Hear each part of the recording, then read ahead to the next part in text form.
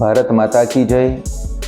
યોગીરાજ અવધૂત સંતરામ મહારાજના દિવ્ય અખંડ જ્યોતિના આશીર્વાદ સાથે ન્યૂઝ એના 19 વર્ષ પૂર્ણ કરી અને 20મા વર્ષમાં પ્રવેશ કરે છે ત્યારે ખૂબ હર્ષ ને આનંદ થાય છે કે એકાદ 2 વર્ષની વાત હોય, 3 વર્ષની વાત હોય તો એમાં એનું સાતત્ય જળવાતું નથી, કારણ કે એનું કેટલું સત્ય છે એનું કોઈ નક્કી નથી થતું.